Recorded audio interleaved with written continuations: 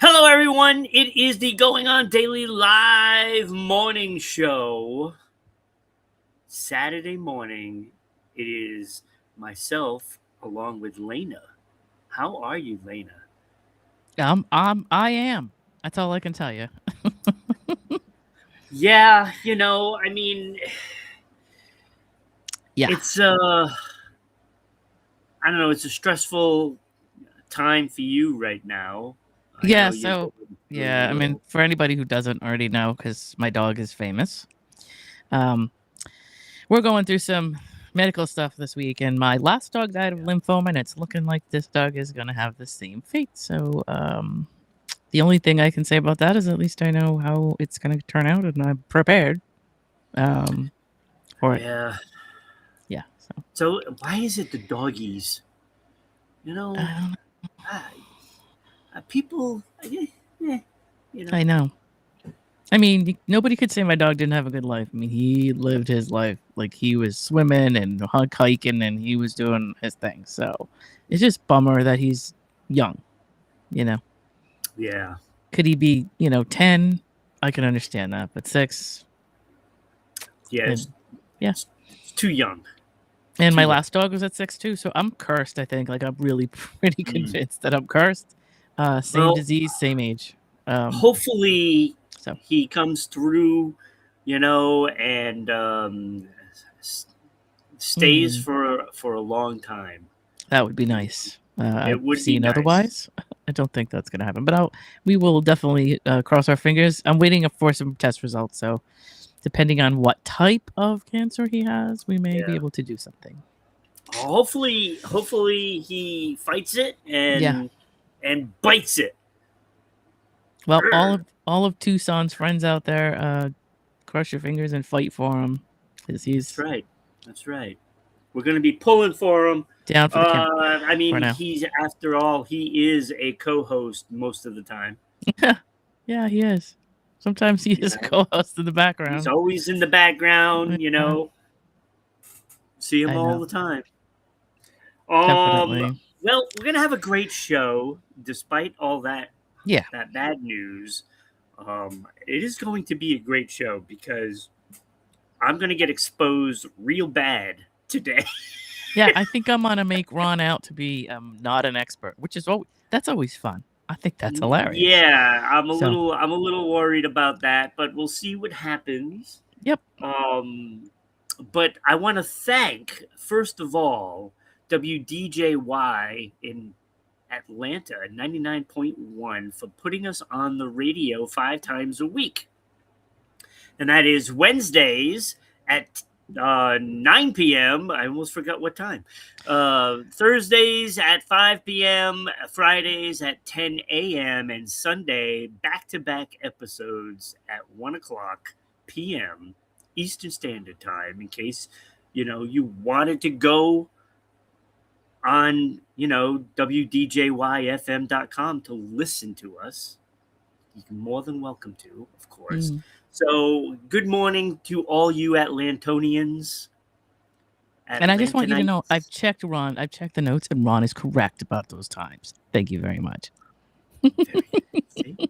See, it's Ron's still get working Ron's up there. gonna be in school today. Sometimes, still working. Absolutely.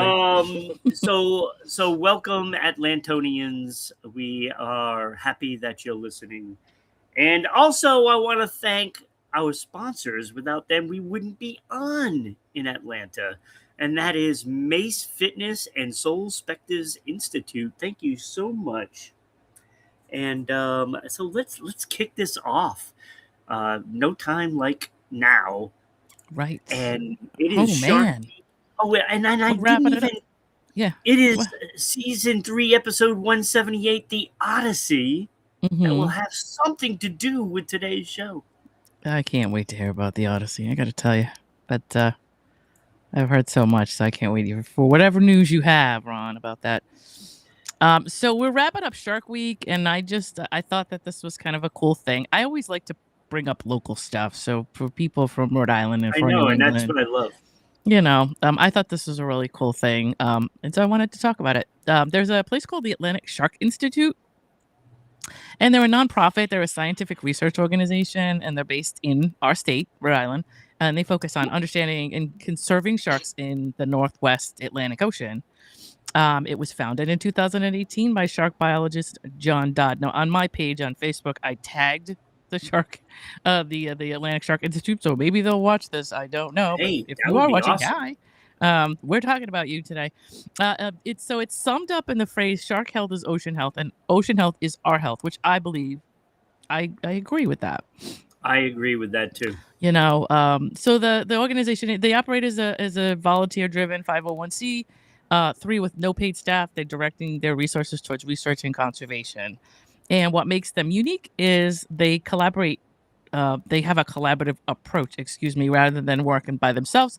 They partner with organizations such as National Oceanic and Atmospheric Administration, state wildlife agencies, universities, and aquariums to answer important questions about shark biology, migration, reproduction, and habitat use. For some reason, I always picture like Dreyfus in Jaws, like that dude. It's like a bunch That of dudes dude, like that dude, yes. And who's that's just that's interested and that's fascinated. probably pretty accurate. Yeah, that's what I think of. I always think of him just being so crazy that he's not eating food and all that kind of stuff, studying this stuff. And that's kind of how they like to look at it. So one of the Institute's biggest areas of work is acoustic tagging. And researchers attach these small electronic transmitters to sharks and underwater receivers placed throughout New England record when these animals pass by, just to get their actual circulatory movements in the water. The technology always allows them to track seasonal movements as well, identifying important habitats, and to understand how sharks use coastal waters over like the course of a lot of years. Right. So they have a wide variety of species: great white, short fin, mako, porbeagle, common thresher, spinner, sand tiger, blue, and sandbar sharks, right? And so the most recent thing that they found was a hammerhead. And I don't know if anybody's seen a story about that, but yeah, they recently found a hammerhead shark in Block Island area.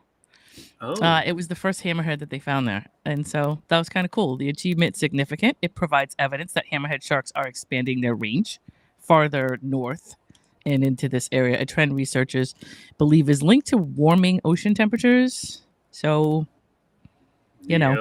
take that the way you will. And according to the director, according to John, the New England's waters are becoming more attractive to shark species that were once primarily associated with Florida and other southern states. And as ocean temperatures have risen over the past 25 years, species like hammerheads and such are spending more time in southern New England, raising new questions about their migration patterns, habitat use, and like how climate change is influencing marine ecosystems. It was fitted with one of those acoustic tags, and they're going to track it for like 10 years or more. And then they're going to pull the data on it, to see what it's doing. But it's kind of interesting. So if you get a chance to look that up, I know there's a couple of, I think the Providence Journal did like a whole article on it. So check that out. It's a little cute little recent victory for Rhode Island and for marine life. What do we always say, because John? you got to protect it, right? I mean, you can't. It's like any species, right? If it runs amok, then it causes problems. So if there's too much of something, right, it is a bad thing. It's just like deer. Okay. No, I agree. Deer with are that. harmless, right? They're harmless. They're cute, and everything. Right. But if it's left unchecked, then they can eat all the vegetation, and then there's nothing left, and it becomes barren. Or they could eat a lot of other fish in the water that may have a specific. And that is like anything. The predators are very important to the ecosystem. They are, and they're just as precious as any other animal.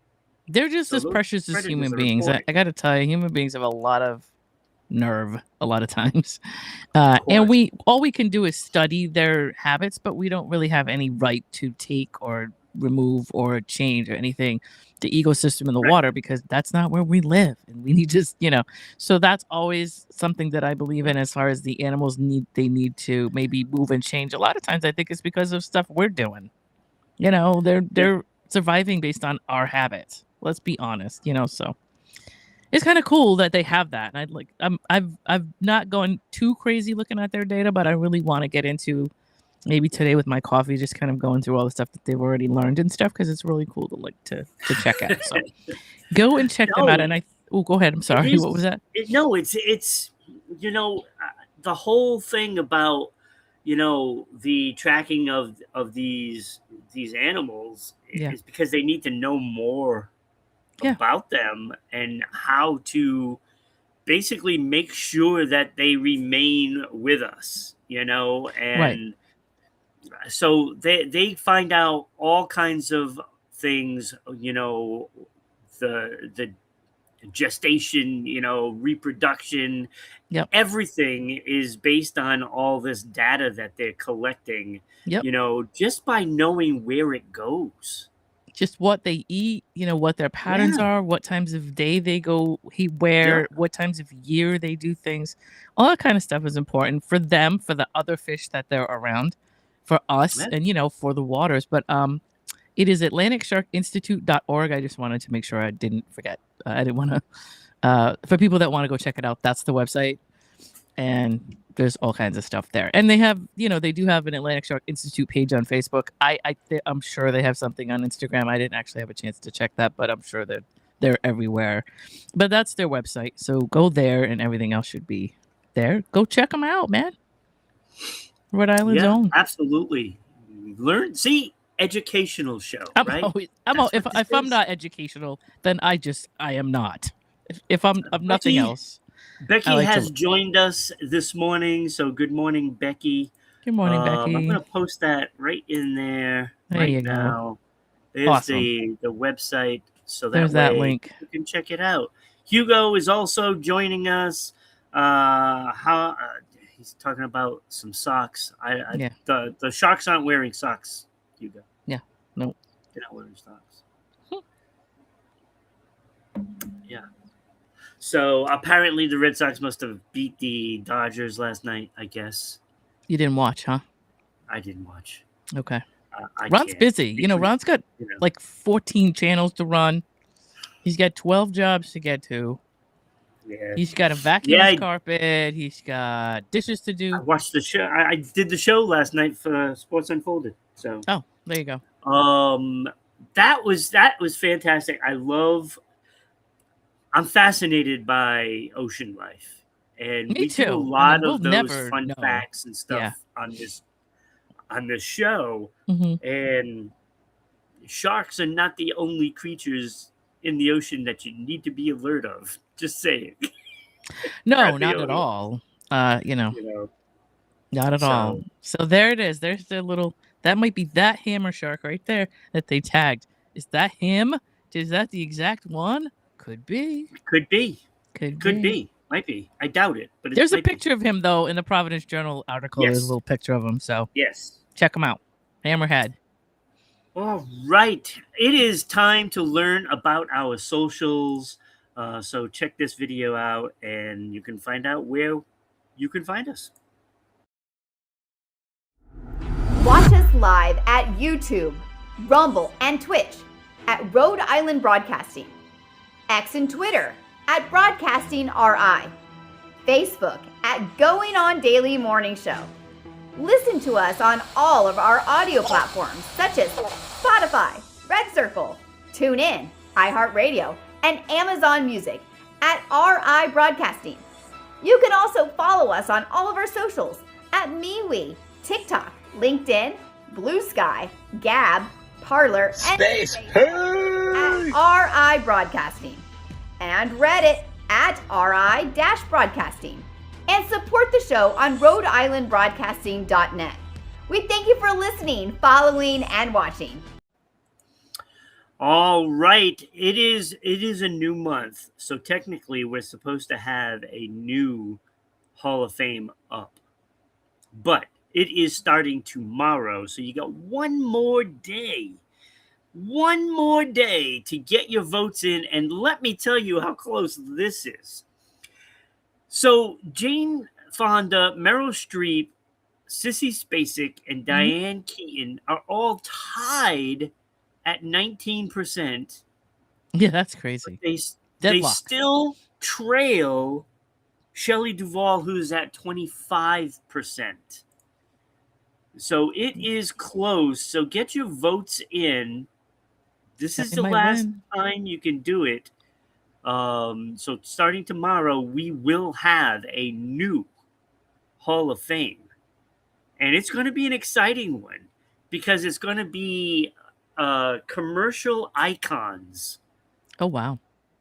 Okay. Commercial icons. That's going to elect them into our Hall of Fame. Interesting. I'm going to check that out. So it's going to be fun. So Becky is saying that they've been watching Shark Week.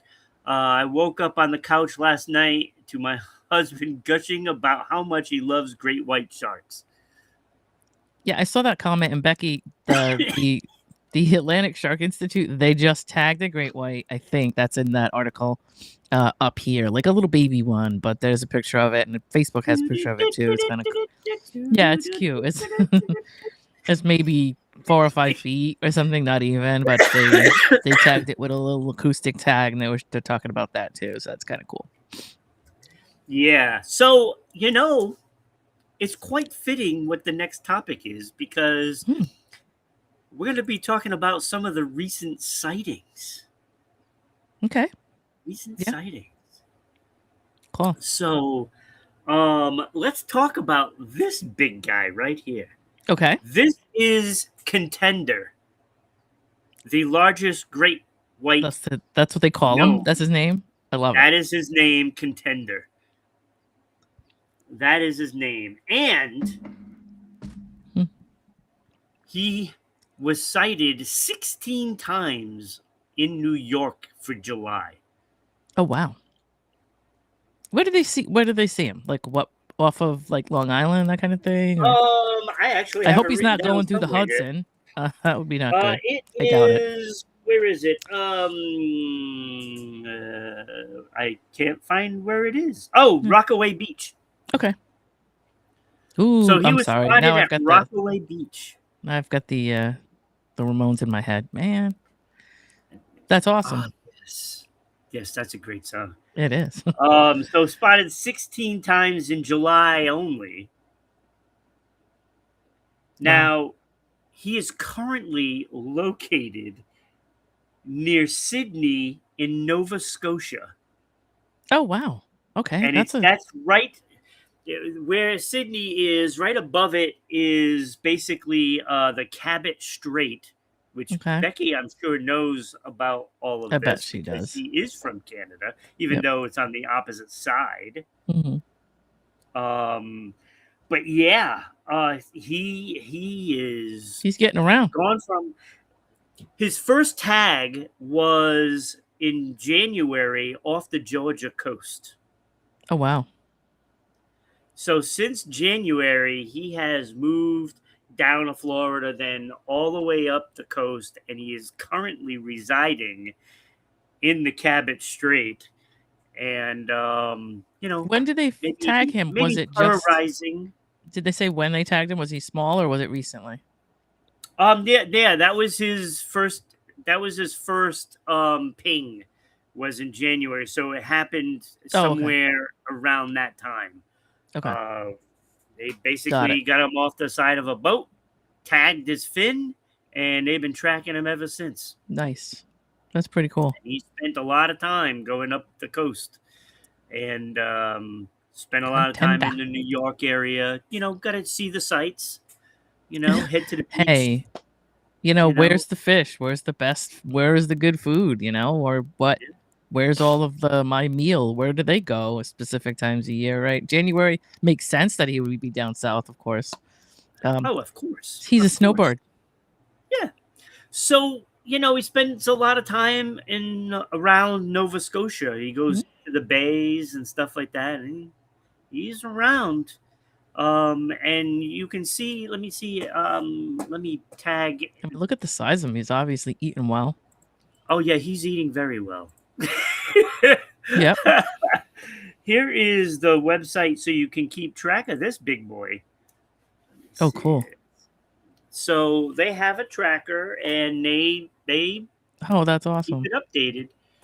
So yeah, and when you go there, you can see exactly where he goes, and the fact that he goes up into the bay of what is it, Fundy, Bay of Fundy, and the Gulf of Maine. He spends a lot of Oh, time going okay. back and forth there. I didn't know where that was. So, Learned something new today. So it would be cool at some point if they could ever put underwater cameras in. Oh my and then God. tie them in with those tags, and then like you could, It would be oh, awesome. he's gonna be going by such and such at such and such a time or whatever. Right? That would Don't be you cool. want to see? Come on, we can do all this stuff. We can't do that. Come on, people. I don't know if it's the same one, Becky, because they got this sucker towards the end of last year or beginning of this year. That's when they got him first. Off the side Did of a she boat. say a 3 foot though? That's small. Yeah. At the time, well, she watched the episode where they tagged a 3 foot, and it'll Okay. be interesting to see, how long it takes him to get, to the full size, Right. So that's the beauty of all of this, and Right. those tags are so important, Yep. Love those people.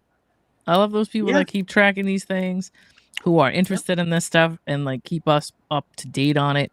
Without any for nonprofit, those people are the best. Science people are my people, man. It's not the ocean that's going to get me. No, it's you're going to choke on your own spit and die. Yeah, apparently. Okay. All right, so there are other things. Another sighting. Well, not really a sighting. Okay. In Santa Monica, they have the pier, and people fish off the pier all the time. And a fisherman got pulled from the pier into the water because he hooked a shark. Now, it was only a juvenile shark, so it wasn't massive. Right. But it is big enough to pull a person in. Yeah. Especially when you're not expecting it and it jerks and you. They say you're supposed to cut the line, let it go. What happened there? Yeah, I don't think fly fishing maybe or something. I don't know. Yeah. So it pulled the man into the water, and it turned out to be a juvenile baby shark. Oh. I'm not gonna sing it. Yeah. Nope. So, they have a habitat that's near the shore for great whites and stuff. Off the Santa Monica coast there. Okay. So, just a warning. Yeah. Now, this guy did not have a fishing license, but that's okay because they allow anybody to fish off the pier without the license. But you still have to, be aware of what you're catching and the numbers that you're catching. You still have to abide by those laws. Okay. But he didn't break any rules except for being stupid. People break that rule all the time. Yeah, they certainly do. They certainly do. So, yet there's one more. This is an interesting one.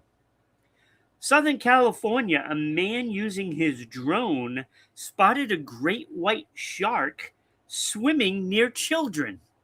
Oh, okay. Wow. Children were playing in the water, and he was looking pretty close. Yeah.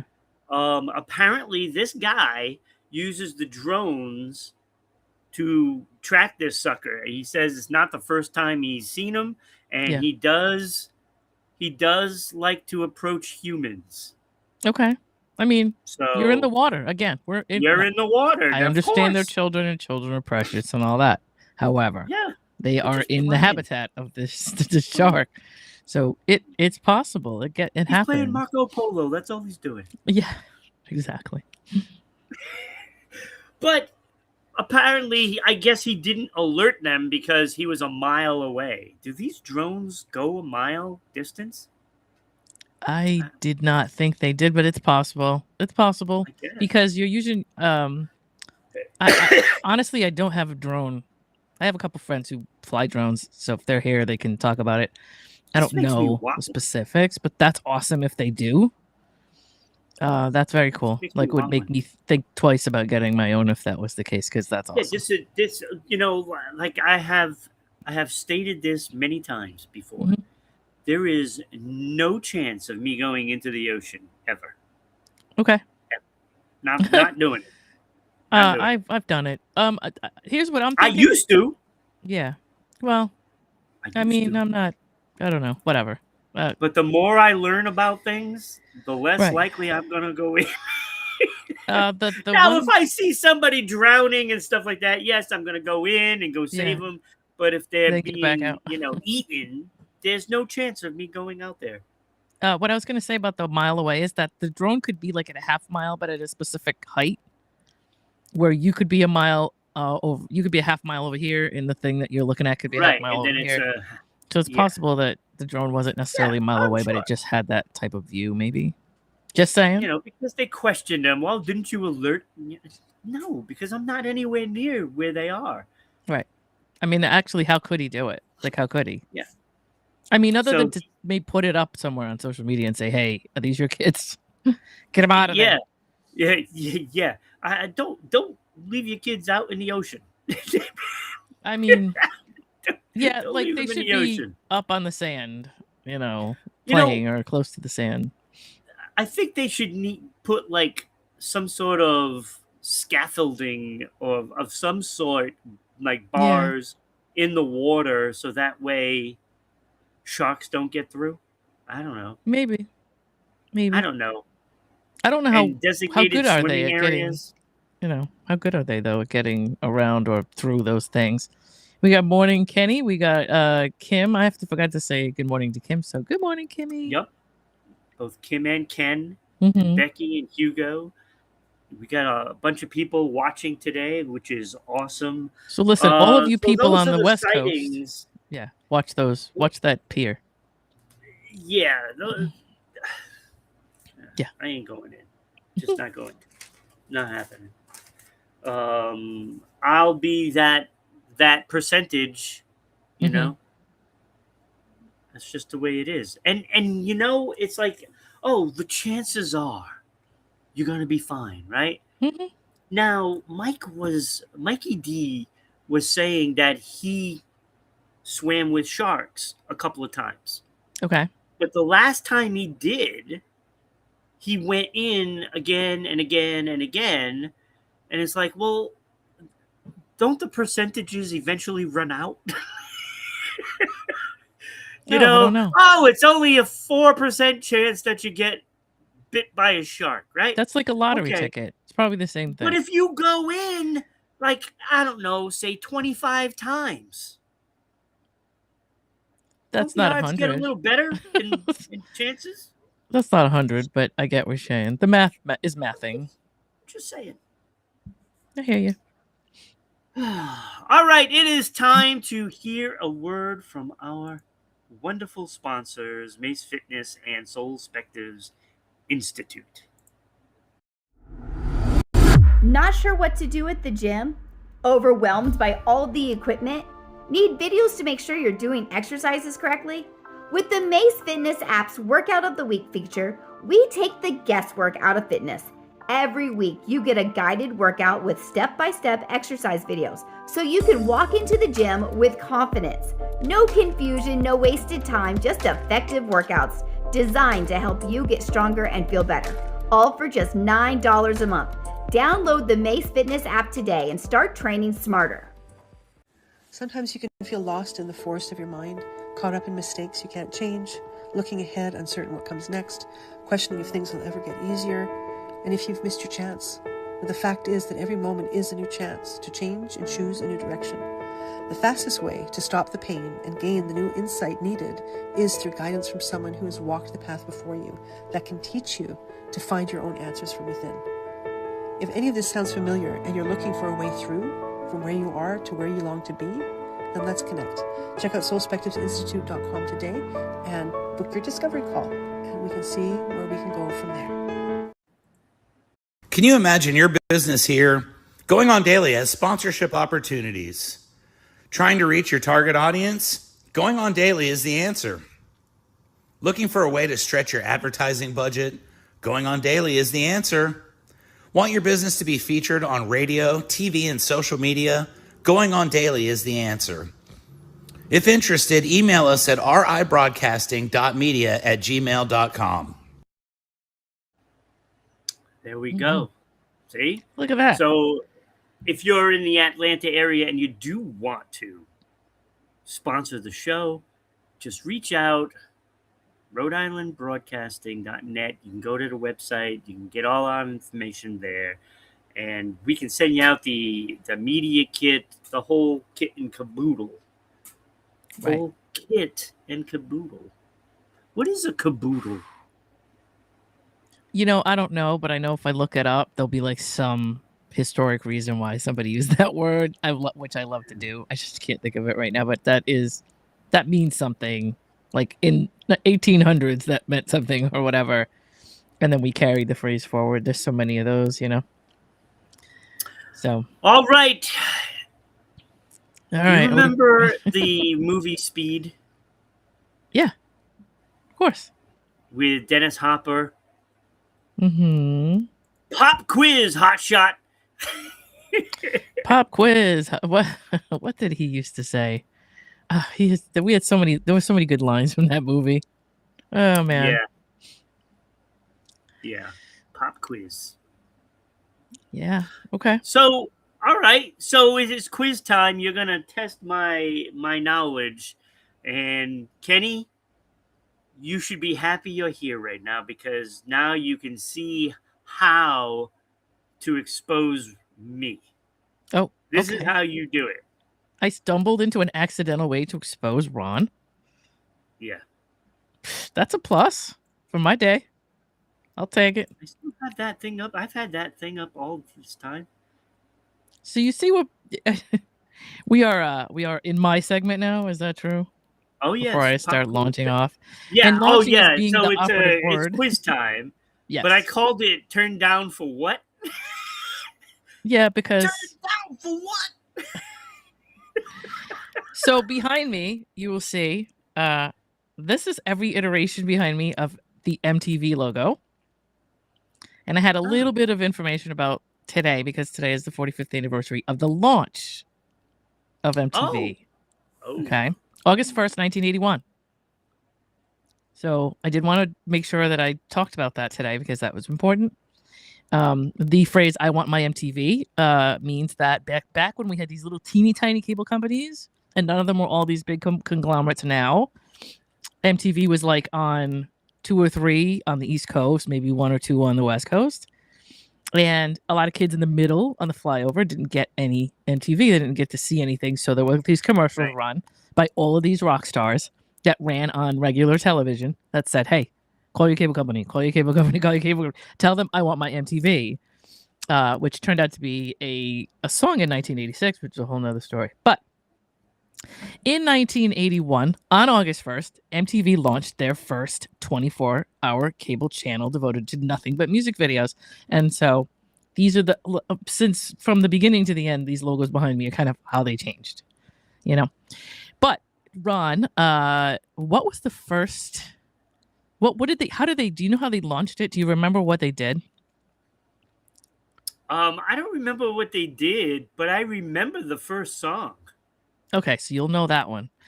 I'll tell you that they launched it by using the Apollo 11 moon landing and the words "Ladies and gentlemen, rock and roll." And MTV executive John Locke is the guy who said that. "Ladies and gentlemen, rock and roll." What was the first video? That was the video killed the radio star by the what is it, the Buggles? I always call it the Buggles. I went through a whole podcast of MTV where they called it the Bugles, but that's what we called it. That video was a good video for what was going on, but that song was actually already popular in a lot of parts of Europe. It just so happened to be. Yeah. So a lot of people think MTV launched that song, but they really didn't. They just kind of coordinated it. Right. So they initially aired music videos around the clock, hosted by VJs, right? The first 24 hours, it played 116 unique videos with popular songs repeating throughout the day. I'm going to ask you, Ron, what were the first 10 videos they played? Do you know? First 10 videos they played? Yes. Got me. I have no idea. And this was at 12:01 a.m. Eastern. One? What was that? Besides that first one, I have no idea. Okay. The second one was You Better Run by Pat Benatar. Pat Benatar is known for having the second music video ever on MTV. And it was like if you ever see that video, it was like her in like an alley and a brick wall. It was the cheapest video ever, but nobody knew how to do videos back then. They didn't know what they were supposed to do. So it's just her, tapping her foot and screaming and just, in an alley. It's like, I don't know, it probably cost them $20 or something to make, but it was the second one she ever did. You Better You Bet by The Who was the third video. Oh, see, the more you know. Right. Little Susie's on the Up by PhD. That's not a song I even know. It's possible they had very little to work with when they started. The song. I don't know. I don't remember this song. I don't know why. I do know We Don't Talk Anymore by Cliff Richard. That was number 5. Oh my God. I'm sorry. That was number 6. Love that song. Yes. And I love it too. I got to use that at my yacht rock day. Brass in Pocket by The Pretenders, which is one of the best videos and one of the best songs ever. That's number 7.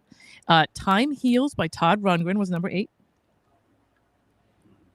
Number 9 was Take It on the Run by REO Speedwagon, another great band and another great tune, another great album. And then Rockin' the Paradise by Styx was number 10. Wow, I didn't even realize that. Wow. Yeah. So there's what everybody learned today. That was the first 10. I've never seen that video ever. I didn't know they had a video for it. Yeah, and it's possible, like back then, they used to do a lot of videos which really were just kind of live performances.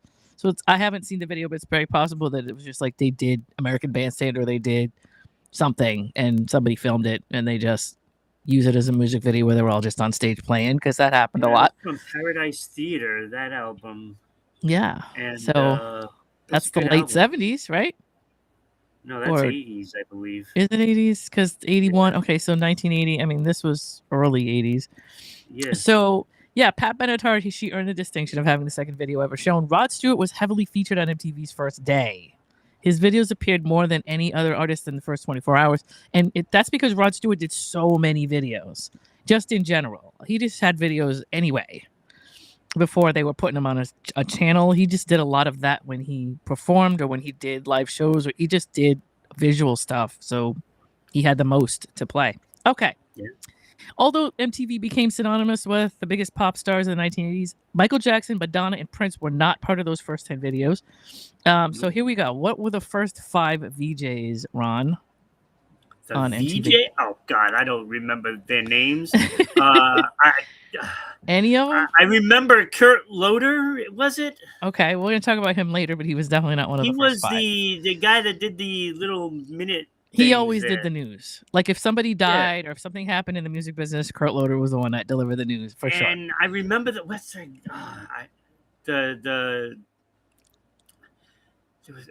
man, I can't think of her name. Dang. You're probably gonna know when I tell you. Yeah, I'm gonna know as soon as you say them. Yeah. But I don't remember any of their names off the top of my head right now. Okay. So JJ Jackson was one of the first MTV VJs, and he's the oldest. Yeah. He was 40 years old when they launched. Mark Goodman was another one. He was 28. He's the second oldest, and he was there at launch time. Then Nina Blackwood. That's probably the one you're talking about. Nina Blackwood. That's who she was. The blonde one, wasn't she? Nina Blackwood was kind of the rock and roll chick. Yeah. Yeah. And she was 25 on that day when they launched. Alan Hunter. You could see all their faces when you hear their names. At least I can. He was 24. He was next to the youngest. And Martha Quinn is definitely somebody everybody Martha remembers. Quinn. That's the one I was trying to remember too. Martha Quinn was the baby. She was Yeah. the baby. She was 22 years old. Yeah. And she was out of NYU. She quickly became the most recognizable VJ thanks to her friendly girl next door style. JJ Jackson, he was the veteran. He was from Boston and had done Los Angeles TV before, so they called him. And Mark Goodman, he delivered the very first on-air welcome to viewers on launch day. Alan Hunter was the first VJ seen introducing the very first video, which is the Buggles. So that's that. And then we have to talk about Kurt Loder. Because Kurt Loder, for whatever reason, Kurt Loder was actually 42 years old when he started, and that was in 1987. He was born in 1945, which makes him my mother's age, and that still blows my mind that he was that. We didn't know what ages were when we were kids or something. I don't know, but Kurt Loder did not. We didn't think he was that old when we were young, or we didn't care. I don't really know. He was a journalist for the Rolling Stone magazine, where he wrote about rock music and co-authored autobiographies with artists including Tina Turner. That's where he came from. His role at MTV, he became the anchor of MTV News, bringing a serious, credible journalistic approach to music and entertainment coverage, which was a big deal back then. And nobody really did that. And for us as kids, we didn't want to see the nightly news. Like, that stuff was boring to us. Right. So Kurt Loder was like, he brought us stuff we wanted to know.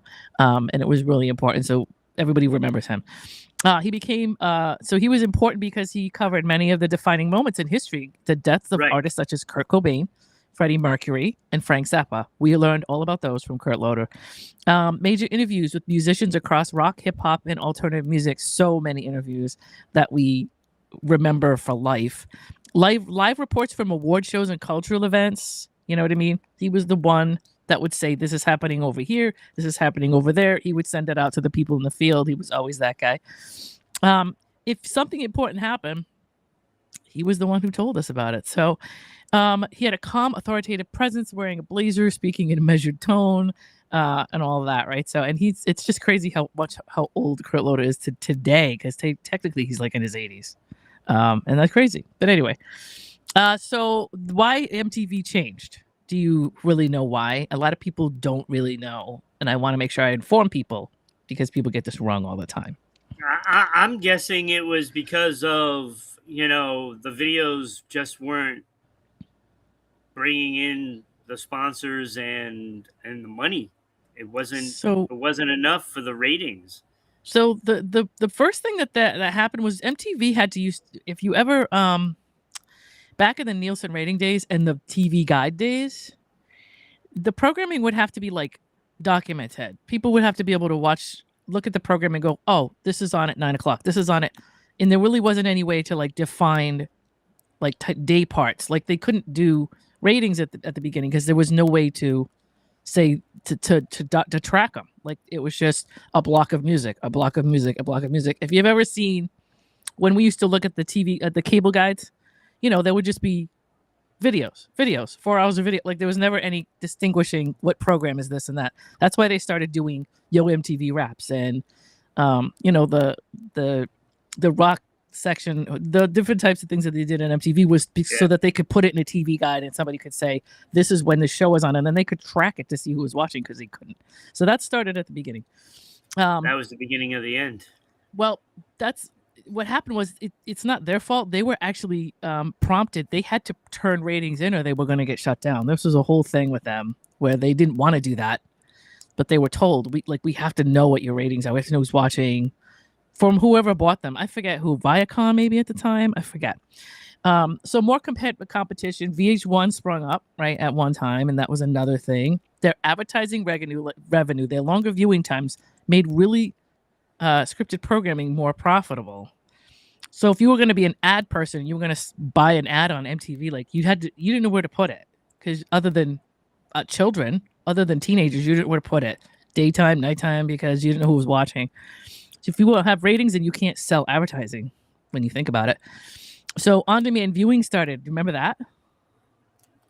Where audiences could just like call somewhere and get their video played, or they could put money. They could get charged on their cable bill to get a video played. That started happening. Exactly. Yeah, and I think all these things it adds to the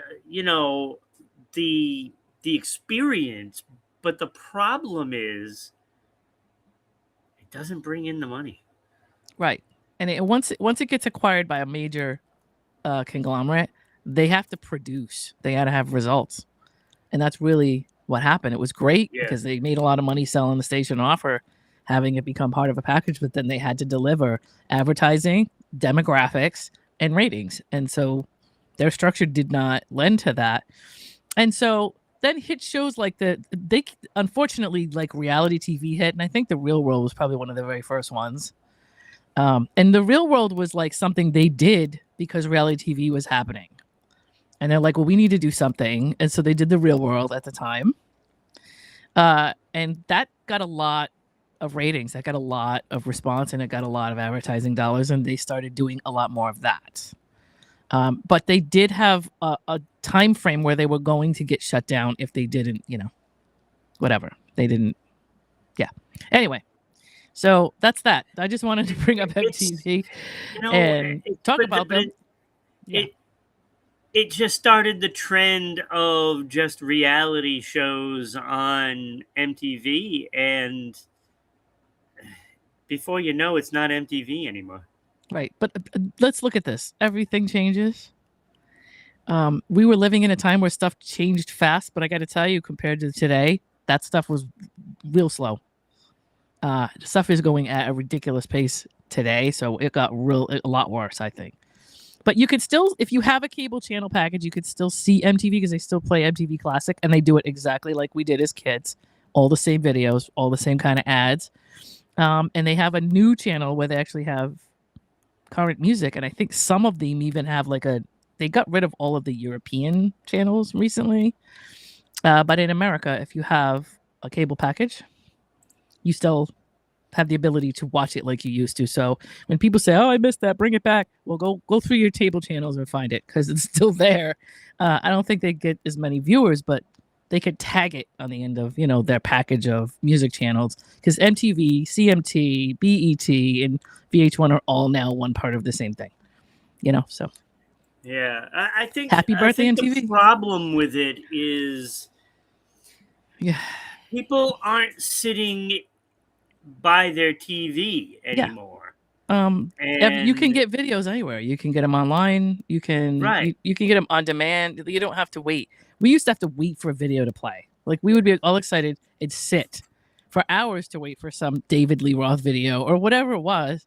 That was really the catch at that time that kept them with such high viewership. And also, there was nothing else on other than Friday night videos or something like that. There was nothing else on that anybody could watch.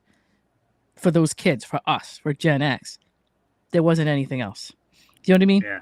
So, and who's Blue Fire 81? I forget. That's Hugo. All right. So there you go. All of those. He's listing off all the stuff. Yeah. So Encyclopedia Hugo. Yeah. So, but basically, they became corporate, and they had to start producing for the people in the corporate office, and. All right. You can't blame them for it, right? We are way behind, and here is Becky with the story about Uganda.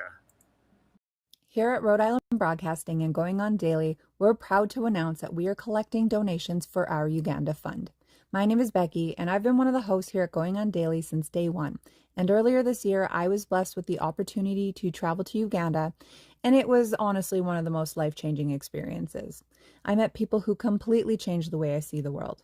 I met families who had endured unimaginable tragedies, including these two families who lost young children to a witch doctor. I met children who hadn't eaten in days. We even saw 11 children share a single apple because it's all we had left to give them. I met children who fled war in neighboring countries only to find themselves homeless and living on the streets. I saw heartbreak, poverty, and desperation. But what I also saw was joy, the happiness that a single piece of candy, a bracelet, or a small act of kindness could bring was enough to bring tears to my eyes. These are people who have so little, and yet they have more gratitude and joy than many of us could even imagine. We know that there are people who need help in our own communities, and we continue to support local initiatives whenever we can. But this year, our hearts are with Uganda. In partnership with Love Made a Way, 100% of every donation will go directly to initiatives in Uganda. No hidden fees, no deductions. Every dollar goes to help providing food, clean water, education, medical care, safe buildings, sanitation improvements, schools, vocational training, and hope.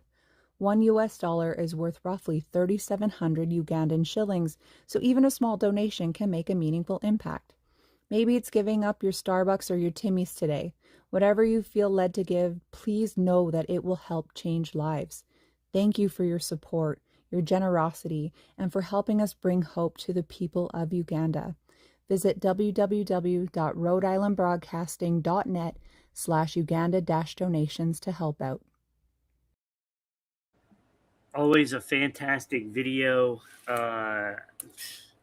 It gets me every time. So it's donate to the cause. Look, it is an initiative that we have been doing now for months, and it's always going to be here. So let's get to that goal. Let's build the roof for the school and help these families, and do whatever we can. Everything helps, even if it's only $1. Look, we don't have much time, but thankfully, top 5 Christopher Nolan movies. There's only about 12 or so. So Yeah. it's not that long. Now, Mhm. I do not have Tenet, Dunkirk, and Following on my list because I have not seen those. Okay. That's usually the gold standard is, did Ron see it? Yeah, Yes. I have to see it. Right. I may have seen Dunkirk, but I don't remember. So Okay. I'm thinking not. I may have too, and I don't remember either. So those are not on the list, and neither is Memento, which was a good movie. Oh, I love Memento. So good. The It was a really good one. Prestige, not on the list. A good movie. Yes. And Good one. Dark Knight Rises, not on the list. That's superhero stuff. You know me, I don't watch that stuff. All right, so honorable mention is Inception. Mm-hmm. Good one. You really have to follow that movie because if you're not paying attention, you're not knowing what the heck is going on. I had to do that little. There's a guy that does like Christopher Nolan movies in 2 minutes. I had to follow him to know what the heck. You got to pay attention to that one. You do. Oppenheimer. Mm-hmm. Fantastic movie. Honorable mention. Mm-hmm. Okay. I mean, Christopher Nolan is great. Yeah. My bubble is Interstellar. Okay. Matthew McConaughey. Yeah. Dunkirk had Harry Styles in it. Well, that's probably why I didn't watch it. Listen, Don't Worry Baby had Harry Styles in it, and that was a good movie. Oh, I'm sure it was. It was a very good sci-fi movie. Yeah. This new one, The Odyssey, had Robert Pattinson in it, and you know, that Pattinson's been doing some good stuff. He's been doing some good stuff. Yeah, sure he is. No, recently he has. Yeah. I'm agreeing with you. Okay. I'm not into Twilight and all that, but yeah. Number 5, Batman Begins. The trilogy that he did is the best Batman trilogy, hands down. It's not close to me. It's not close. Those are the best Batman movies. Number 4 is The Odyssey. This was a fantastic movie. Did you bring your AirPods? And let me tell you, it was very loud. Mm-hmm. It was very loud. So you might want to wear some earplugs in certain scenes, you know. But the movie was incredible. I heard that too. Yeah, it lived up to the hype. Let me tell you, it lived up to the hype. Number 3, I have Man of Steel, Superman, Henry Cavill. Mm-hmm. That is the best Superman. Really? Oh yeah. Okay. Yeah, I think he's the best one. All right. And number 2 are these two guys right here, Robin Williams Al Pacino in Insomnia. What a great movie that was. I gotta watch that movie again. I love that movie. I It's need so to good. also. I don't think I That know which is one. Wait a minute. Okay, let me find out what's gonna be the first one. Ooh, is it what I number think it is? one. What? Go ahead. No, I'm just number wondering if it's one, what I think of it is. course, Oh. is the Dark Knight, which to me, Heath Ledger as the Joker is the best villain in any movie, hands down. He was absolutely fantastic, and he made that movie incredible.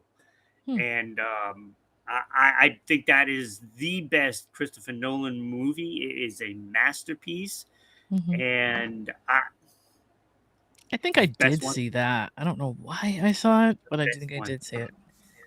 Heath Ledger was remarkable because I thought nobody would ever beat, Jack Nicholson Right. playing the Joker. I'll be honest with you. I think Heath Ledger was so good at that because it was probably very personal to his state of mind. Yeah, I really do think so. yeah, and I think that oof, Yeah. it was that good. And Christopher Nolan said he's only seen 2 times where actors got a standing ovation. That was the first one. Oh wow. And he said the second one happened during the Odyssey, and I don't remember her name. It's like Morrison or something like that. She was Alpha um on The Walking Dead. Okay. She played the witch that turned all. I don't want to give Yeah. away the movie. She played the witch, and she got a standing ovation after that scene. Okay. And it was How long a is it, by the great way? Was it movie. like really It's long? you're gonna be in there for about 3 hours? almost 3 hours. Okay. You'll get 20 minutes of that is the Intermission. previews and stuff Oh, like previews. that. Okay. The ads that they give you. It used to be an intermission when we were kids. Yeah. No, but it was fantastic movie. You got to see it. Christopher Nolan might be the best director. When they moved Spider-Man because of a Christopher Nolan movie, Wow. that's saying a lot. That speaks volumes. Okay. Speaks volumes. I'm gonna take your word for that because, like I said, the whole superhero thing goes over my head, so I don't really know. Oh, I can't reference it. I don't even like Supergirl is already on my program for TV, and I'm like, how long did that last in the theater? I know. All right, we got to head on out. It is time. I want to thank again WDJY for putting us on the radio 5 times a week. Thank you for all of those Atlantanites for listening there. And we're going to be on at some point soon in Washington, D.C., Fairfax. So look for us on TV for there. And of course, I want to thank Soul Specters and Mace Fitness for all that you have done and all the fans that have watched and listened. We'll see you next time. Right.